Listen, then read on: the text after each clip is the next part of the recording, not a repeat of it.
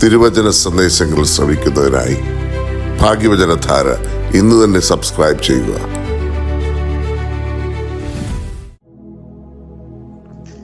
ത്രിയേക ദൈവത്തിന് സ്തുതി.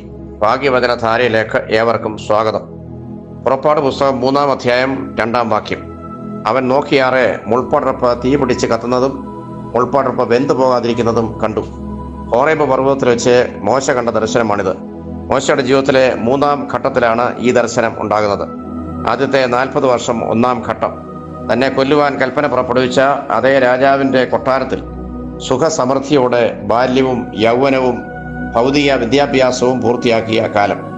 2ാമത്തെ കാലഘട്ടം അടുത്ത 40 വർഷമാണ്. മിദിയാനിൽ ഒരു പുരോഹിതന്റെ ഭവനത്തിൽ ആത്മീയ ശിക്ഷണവും കുടുംബജീവിത പരിശീലനവും ഈ കാലയളവിൽ നേടുന്നു. 3ാമത്തെ 40 വർഷം നീളുന്ന ഘട്ടത്തിലാണ് ജീവിതത്തിലെ ഏറ്റവും ദുർഘടം നിറഞ്ഞതും ദൈവിക പദ്ധതിയുടെ ഭാഗം ആയതുമായ ഇസ്രായേലിന്റെ വിമോചന നായകനായുള്ള വിളിയും നിയോഗവും ലഭിക്കുന്നത്.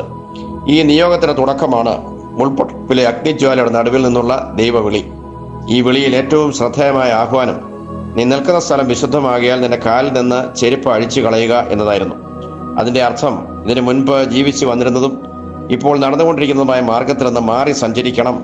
ഒരു വലിയ ദൗത്യം ഇന്നു മുതൽ ഞാൻ നിന്നെ ഭരമേൽപ്പിക്കുകയാകുന്നു എന്നതായിരുന്നു. മുൾപ്പടർപ്പിന്റെ നടുവിൽ നിന്ന് യഹോവ കൽപ്പിക്കുമ്പോൾ തന്നെ ഭരമേൽപ്പിക്കുന്ന ദൗത്യത്തിന്റെ ആഴം, അതിന്റെ ഗൗരവവും മോശ മനസ്സിലാക്കിയിരുന്നില്ല എങ്കിലും തന്നെ വിളിച്ചവൻ ആരാണെന്നുള്ള തിരിച്ചറിവ് മോശയ്ക്കുണ്ടായിരുന്നു. അതവൻ ദൈവവുമായുള്ള തന്റെ സംഭാഷണത്തിൽ ഉറപ്പിക്കുകയും ചെയ്തിരുന്നു. ഇസ്രായേലിന്റെ ദൈവമായ യഹോവയുടെ പ്രതിപുരുഷനായി താൻ നിയോഗിക്കപ്പെട്ടിരിക്കുന്നു എന്ന വലിയ ബോധ്യം ഒരു അഗ്നിജ്വാലയായി തന്നെ തന്നിലേക്ക് അവൻ ഏറ്റുവാങ്ങി. ആ ജ്വാല പിന്നീട് അവനിൽ നിറഞ്ഞ് ജ്വലിക്കുന്നതായും വിളങ്ങുന്നതായുമാണ് അവന്റെ ജീവിതത്തിൽ നാം കാണുന്നത്. താൻ ആരുടെ മുൻപിൽ നിന്ന് ഭയന്ന് ഓടിപ്പോയോ അതേ രാജാവിന്റെ മുൻപിലേക്ക് ഒരു കൊടുങ്കാറ്റ് പോലെ ഭയലേശമെന്നെ അവൻ ഒരു വലിയ ജനതയുടെ വിമോചന നായകനായി പ്രത്യക്ഷപ്പെടുകയാണ്. തന്റെ ദൗത്യപാതയിൽ നേരിട്ട എല്ലാ കടുത്ത പ്രതിസന്ധികളെയും മോശ ഈ അഗ്നിജ്വാലയുടെ ശക്തി കൊണ്ട് പ്രതിരോധിക്കുന്നു.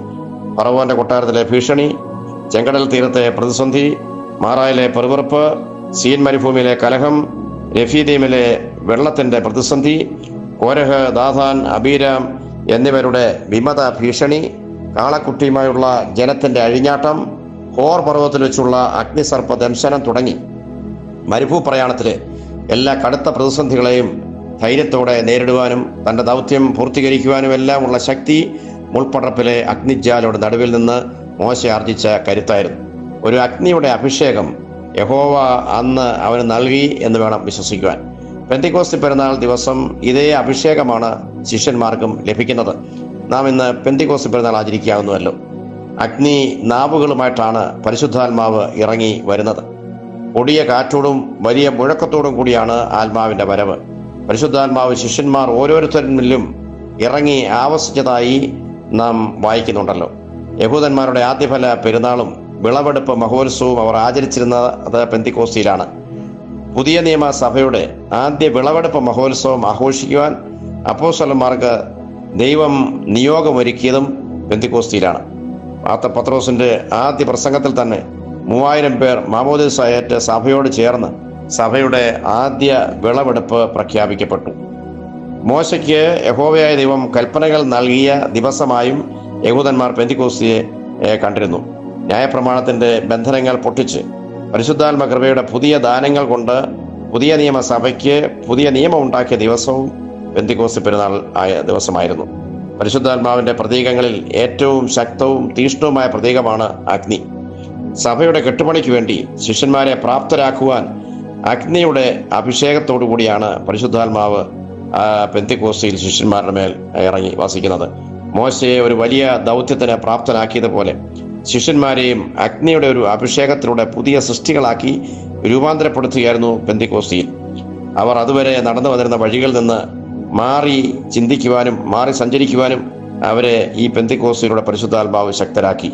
മുന്നിലേക്ക് കടന്നു വരുന്ന ഏത് വലിയ പ്രതിസന്ധികളെയും അതിവേഗം തട്ടിത്തെറിപ്പിച്ച് മുന്നേറുവാൻ അവരെ പ്രാപ്തരാക്കി.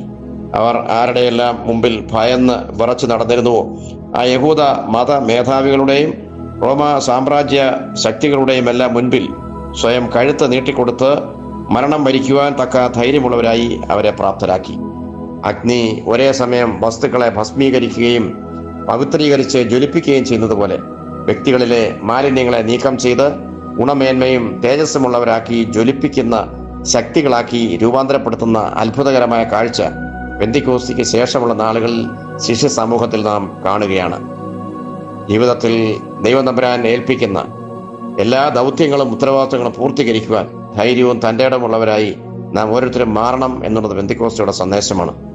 ഇതുപോലെ ഒരു പെന്തിക്കോസ്തി അനുഭവം ജീവിതത്തിൽ ഏറ്റുവാങ്ങുവാൻ ഈ പെരുന്നാൾ നമ്മെ സഹായിക്കട്ടെ എന്ന് പ്രാർത്ഥിക്കുന്നു. നന്ദി, നമസ്കാരം.